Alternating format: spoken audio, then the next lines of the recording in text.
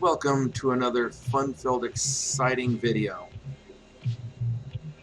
I'm going to show everyone who might be watching and interested about some of the features in my little Minecraft world here, specifically regarding a few of the mods that I use, one of which is Valkyrien Skies, another is CustomNPCs, and at some point there's a chance you might even see the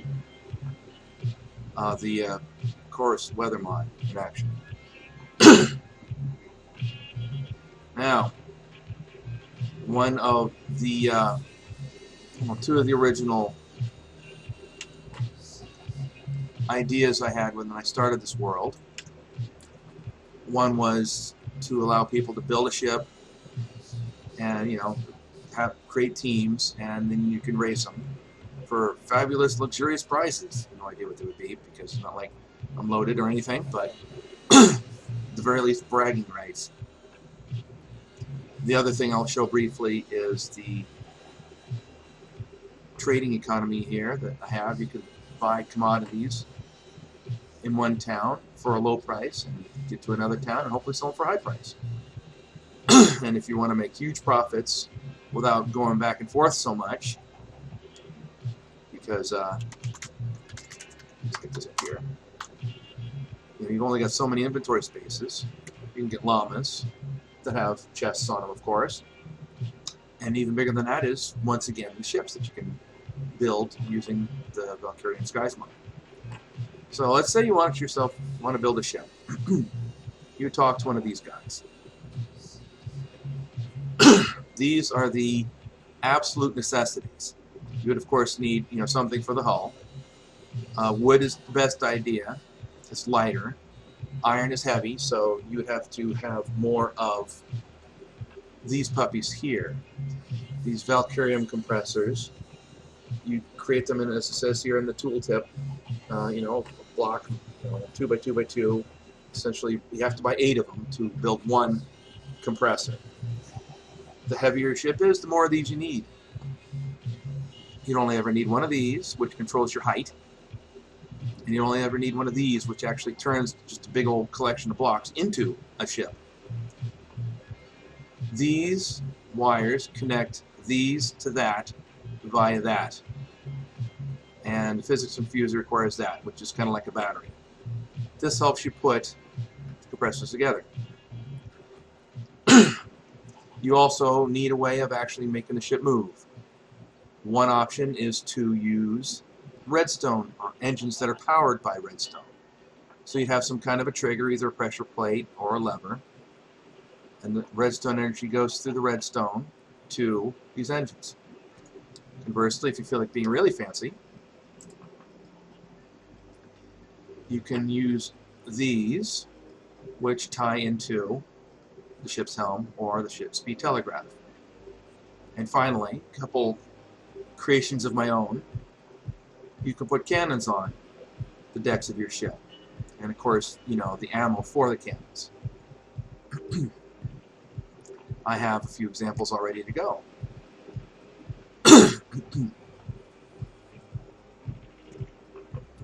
On our way out to a ship that I've already constructed for this demonstration, I will show you the exchange. So you have, the option to, as I said before, make a profit. You can buy stacks of commodities, essentially. Each of these is an icon to indicate what you're going to buy, and then you would get an item that looks a lot like this thing right here, this green puppy. The more money you have, the more you can buy. Alright, let's go find our ship.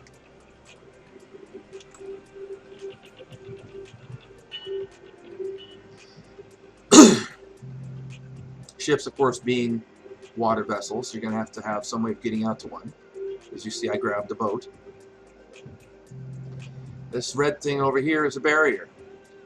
As I mentioned earlier, one of the inspirations for this world was to allow people to race boats that they build, like these here. And as a starting line, these huts will raise and lower barriers. Once the barrier goes down, it's just like starting gun going off, and then off everyone goes. Now, when you build one of these ships, of course, it's important to find a way on board. As you can see from here, it doesn't look like there's any way in. However, I've got that covered. Here's a hatch. Just need to get myself in it. There we go. Almost. There we go. It is a benefit, of course, if you're puttering around in the water like that and you have to come in underneath, to have some respiration on a helmet.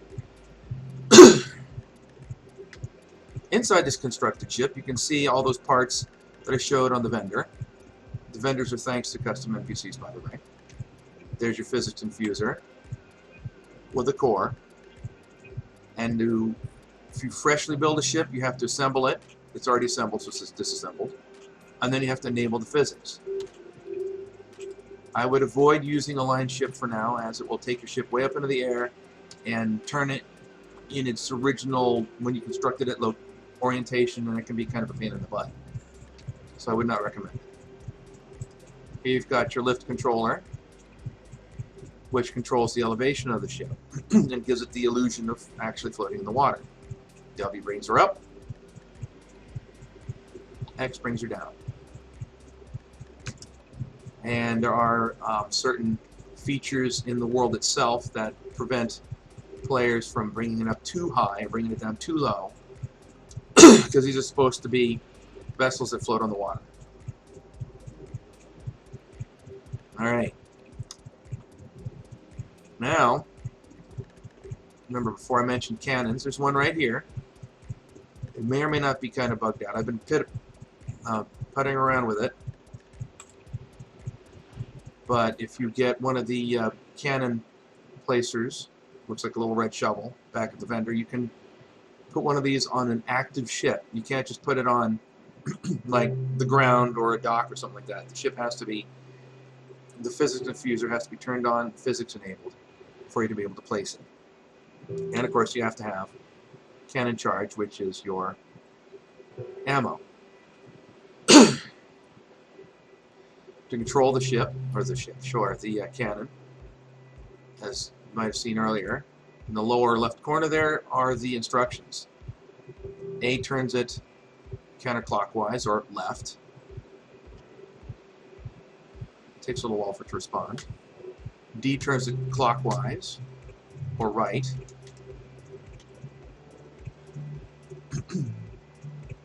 W increases the azimuth, so the angle that you're shooting at. 45 will give you the best range. A lower number means you can hit something on the side. A higher number than 45 means you can get over an obstacle to hit something. The range of these is only currently 30 meters, but at some point I hope to fix that. And of course, G fires it, and this was working fine before, but I guess today it doesn't want to.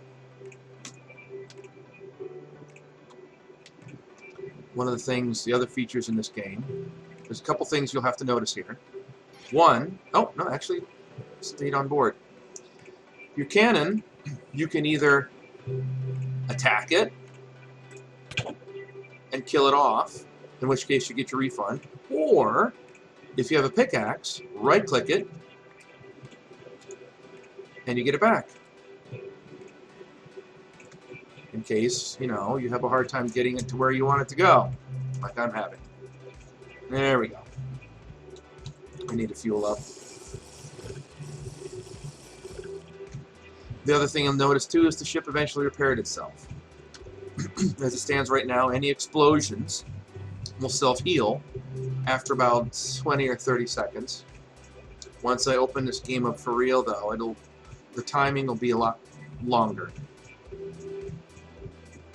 Now that I've demonstrated the use of the cannon, I really don't know why I did that. I guess we'll just call it, you know, a backfire.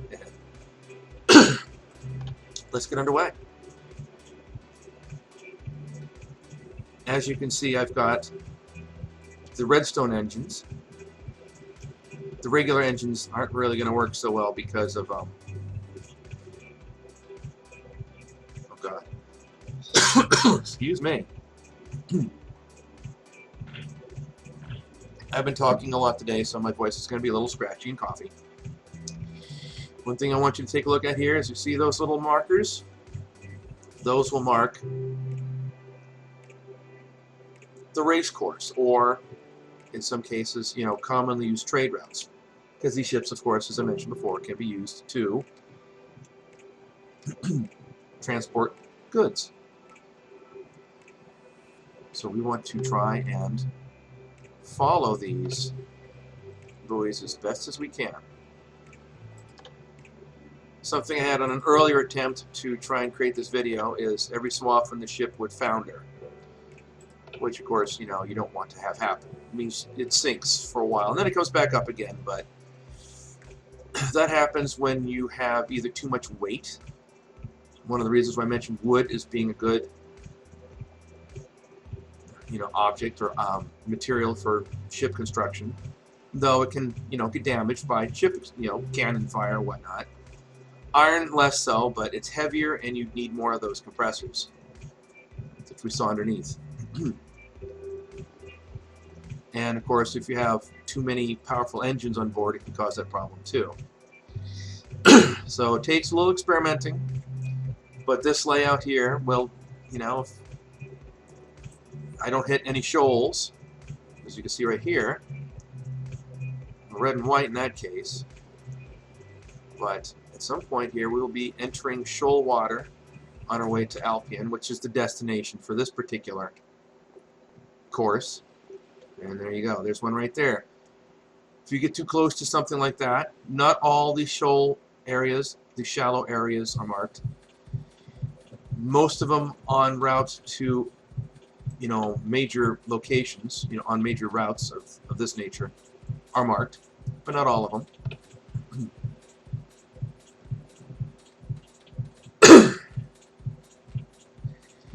And the initial, as you see over there, there's some land. That's the start areas over there, which you probably would have seen before. First logging in, if you have ever logged in before, probably not. I think I might need to turn. So let's say you do hit something. You don't pay attention to the shoal markers or whatever else happens. It might be okay. Yep, there we go. What'll happen? Well, your ship won't sink. You shouldn't take any damage. But it'll knock you off course. And this is one reason why you can't just set a course and just go. Because not only could you hit some shoals, other things can happen. So there are 5 primary hazards of navigation. One is the shoals, or, you know, any obstacle like that. Second would be, as you can see on my little mini map up in the upper right corner, I've got a guardian floating with me. He got caught in the wake. While the mobs in the water may not be able to hurt you while you're on board a ship, you can have the opportunity where flying mobs or other mobs can end up on your ship and attack you that way. And we'll probably see one of those as soon as we hit the deep ocean. Uh-oh. We're in the shoals, so I need to steer through this. Yeah, I hit something. Hold that thought. I'm gonna back up a bit.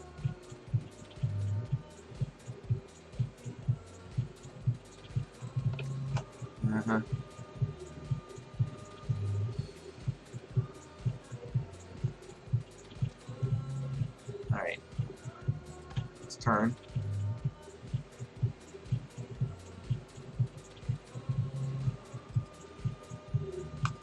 Thank you for turning off.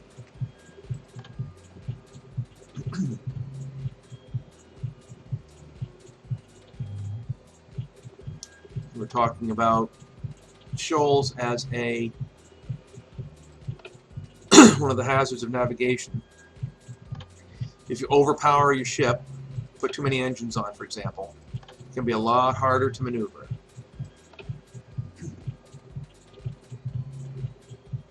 We need to move a little bit more to port. So one of the other hazards when you're out on the open sea are storms. That's where the coarse weather mod comes in. Right now, as if on cue, right now the specific hazard that they can pose is switched off. You'll still get the optical effect of coming into a hurricane, for example, but it won't, probably won't hurt you, though at some point that'll be turned off. When that day comes, the best way to protect yourself is not have an open wheelhouse or a bridge like we have now, but some kind of cover. Oh, this is going to be close. Sweet.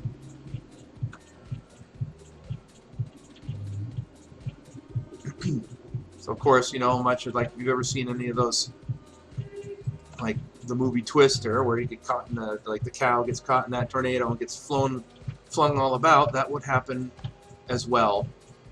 And of course, if you lose your ship, then you're in big trouble, because now you're in the drink somewhere and your ship's gone off on its own merry way. That's why, even though right now I have a switch here for controlling speed, it's good to have something like a pressure plate, so if there's no one there to stand on it, you can at least have a good opportunity of finding it again. Which brings us to the fourth potential hazard. Oh, turn that back on. Poor design. This isn't the greatest design that I've built. It works well enough. But like I said before, if you have too much weight on board, it can cause the ship to sink. Too many or too strong of engines can cause issues. Maneuverability issues, for example. Using material that's too heavy can cause problems as well. Finally, the fifth potential hazard out on the sea, and not just out on the sea itself, but in any, to give you an example, this command here, stats, gives you all your game stats, plus a few little bits of information. So you can see here I've been doing some experimenting. Down here at the bottom you'll see regional difficulty. If that number is 4 or higher, or if you're in the ocean, well, I should say if you're in the ocean, or if the difficulty is 4 or higher and you're not in a safe area, which you can see if, like, you get a green title comes up and says the location you're at. If it's in green, then it doesn't matter what the difficulty area of the area is. So generally, any place difficulty 4 or greater, or on the open water, you are susceptible to being attacked by other players. Should that happen, and in any other case where, like, for example, see, we're in deep ocean now, so there's, in fact, one of the mobs that can swoop out of the sky and get you. They're pretty far away, and it's usually not a common occurrence, but, oh, there we go. If I were to die right now, I would not lose everything. Yeah, he's trying to keep up, but nope, he's gone. We got lucky. So, talking about PvP, if you die in a battle, or, as we almost got attacked by dragon, or sea drake they're actually called, so you die. Under vanilla Minecraft, depending on the game rule that's been set, either you lose everything, including your experience, orbs, and your gear, the material you can mine, everything's gone, or you keep everything. Well, one is kind of a pain in the butt, and the other is really kind of boring. So in this case, what happens is, anything of value, like gems or coins or anything that you can, like, build, like chest plates, you know, armor or pickaxes, so like iron and diamonds and gold, ingots, for example, and of course commodities that you buy in an exchange. Any of those things will drop if you die. And you don't lose your armor, you don't lose things like your planks or any of your gear like swords and armor, but they will take damage. As you can see, I've died a few times already. And you lose about, I think about 50 points worth, or maybe 10% of your total durability. A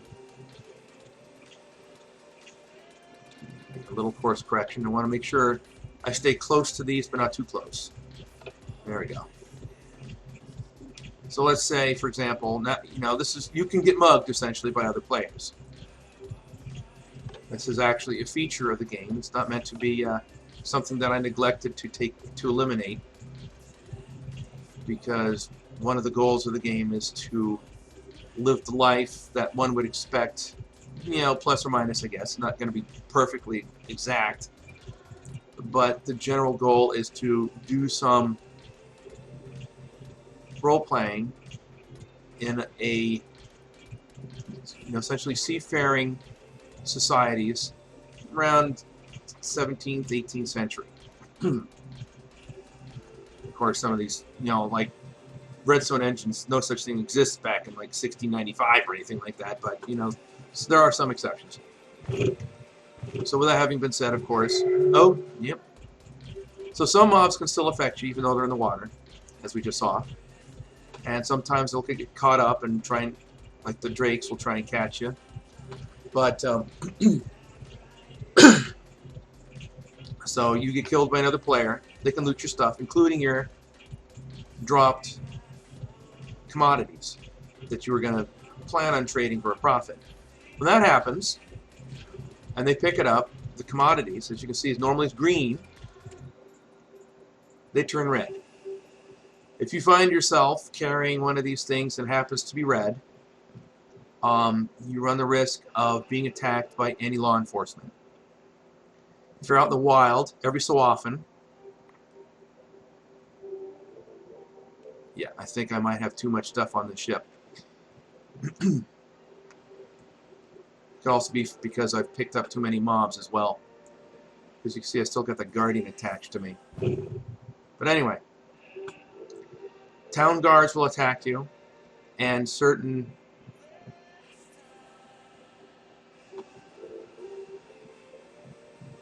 law enforcement types out in the wild, rangers and whatnot.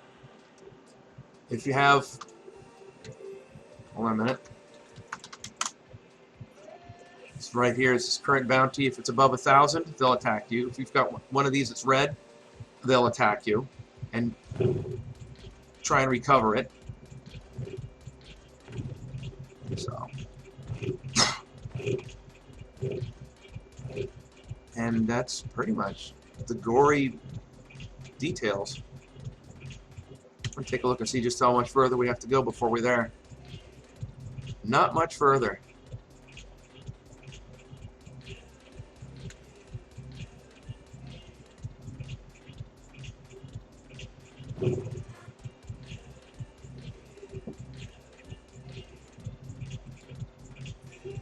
These are custom mobs. These green ones, they're based off of Guardians, but they're called Swift Guardians.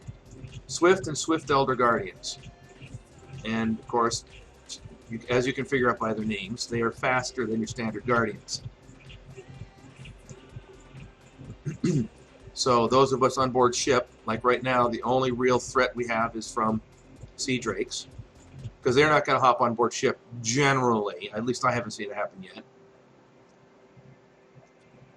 But if you're in like a regular vanilla Minecraft boat, they can catch up to you. Odds are they will catch up to you, and they will attack you. So if you want to try and cross an ocean safely, you can take, obviously, something like this. Well, relatively safely. Not perfectly, as we've seen. Just haven't gotten attacked by a drake yet. Like, killed. That can happen. Or, PvP. Another ship can catch up to me and start shooting cannons at me, or they can even try and board me.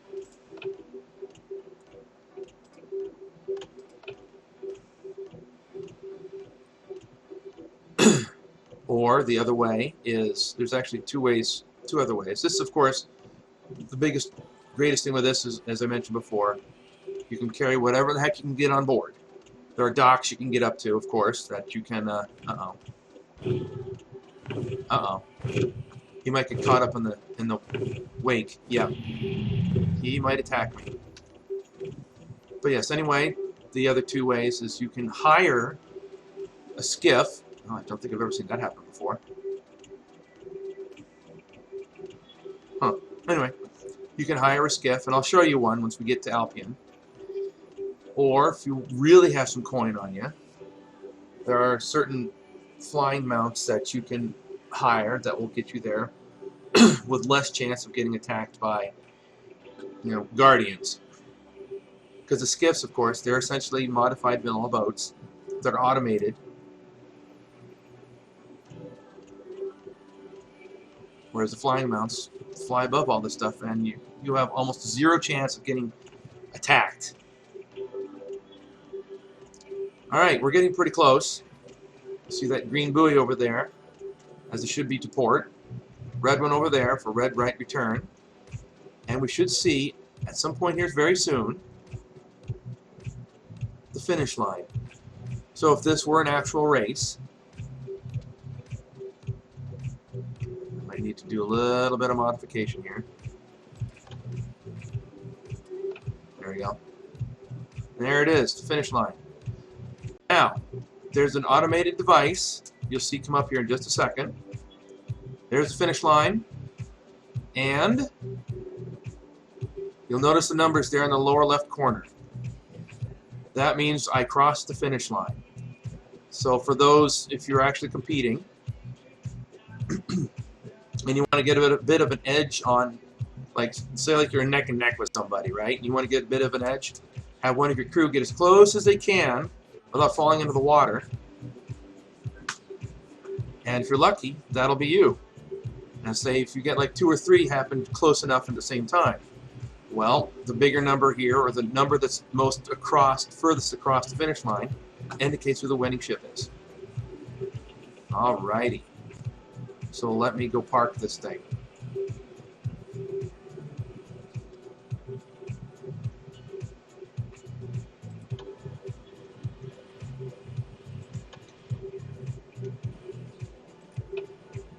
May not be able to do this very well because I do have my ship a little overpowered.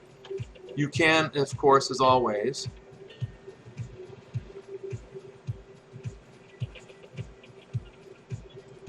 have not just one lever that controls all the engines, but different ones to control your speed, or even better than that, as back at one of those vendors, I think I'm going to back in, you can, there we go, get a proper ship telegraphed and speed telegraphed and stuff of that nature, so you don't have to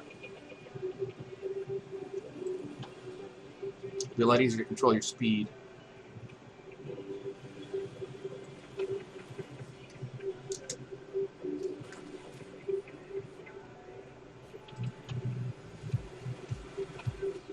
I'm going to get a little too close, but that's okay.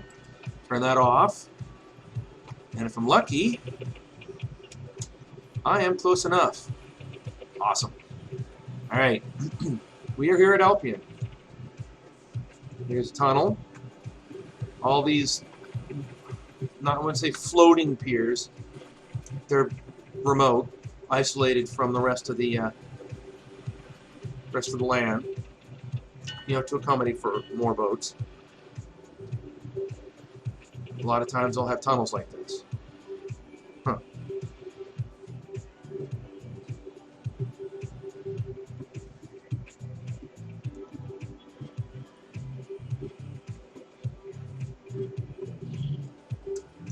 Here we are. That's the skipper that'll take us back to Cartersport. Let's say I did this. Obviously, I didn't buy. I just pulled it out of my inventory using just enough items. So they're not going to buy this.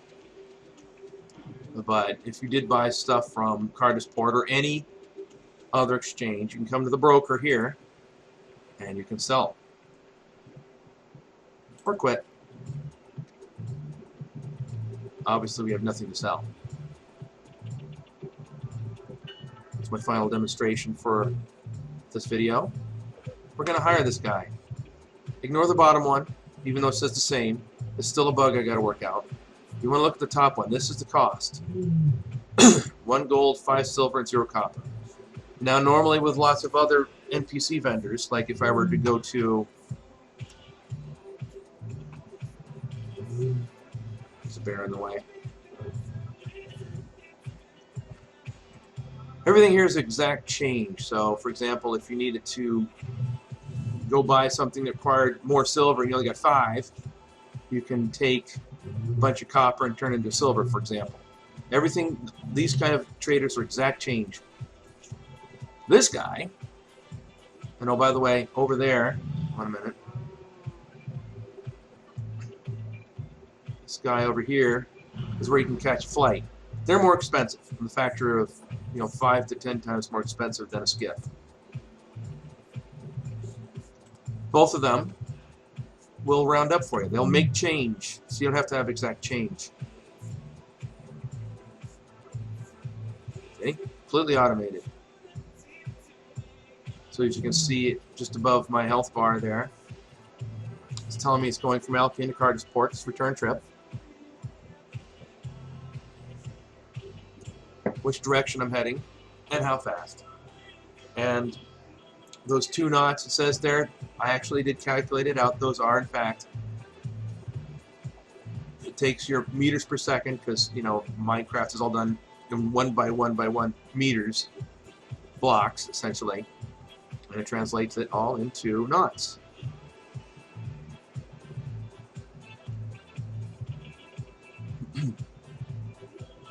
So right now, going at 11 knots, I'm vulnerable.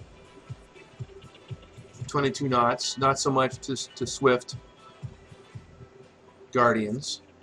And at 51, once you get moving, you're good.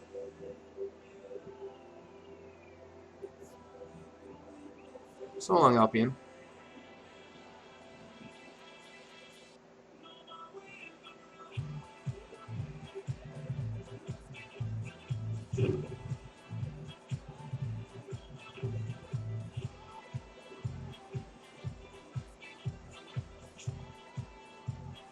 Sometimes your boat can get hung up too if it gets too close.